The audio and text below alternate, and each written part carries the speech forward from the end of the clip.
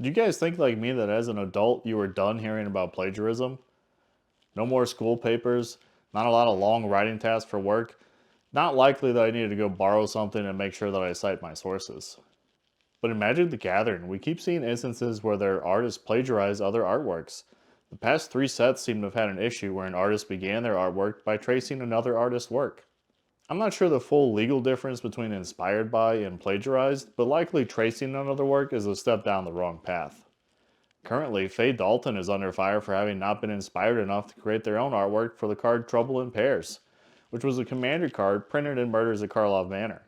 Perhaps a contributing factor in the discovery of this issue is that the card seems to be particularly good.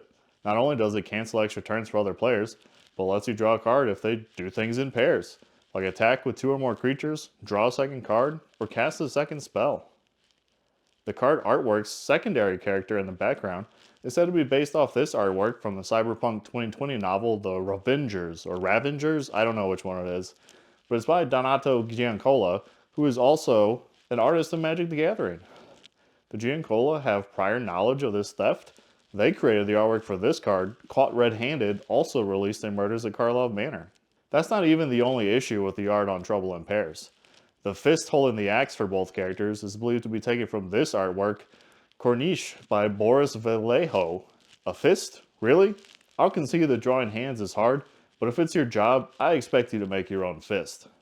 And if you thought two instances of plagiarism was a lot, well, sit down, because the man in the foreground appears to have been traced from this artwork, A Question of Guilt by Will Hulsey.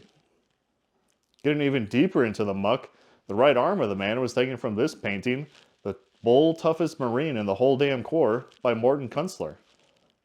Wizards responded to the controversy and has suspended work with Faye Dalton moving forward.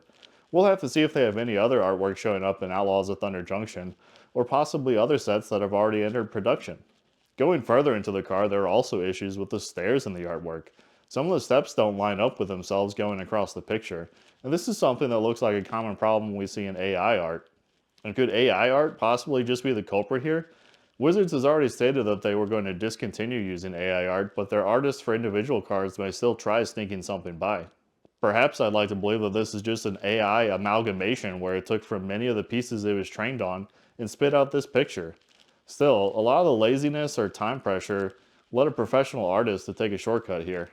I don't think I've ever had a job that worked with a lot of artists, so as an IT guy, I haven't had to implement any of the sorts of ways a company would verify that artworks aren't plagiarized. So if you know how it's done, leave a comment. I'm curious how it works for art versus an essay. This also inspired me to go down an internet rabbit hole looking up info on modern plagiarism. So check out this website that had a lot of the info for this video, Plagiarism Today. And what do you all think Wizards should do to stop this from happening? Obviously, fans finding a mistake on the card is way too late for a company that derives a lot of value in their product based on the artwork. Thanks for watching, everyone. I hope you enjoyed this video. Take care.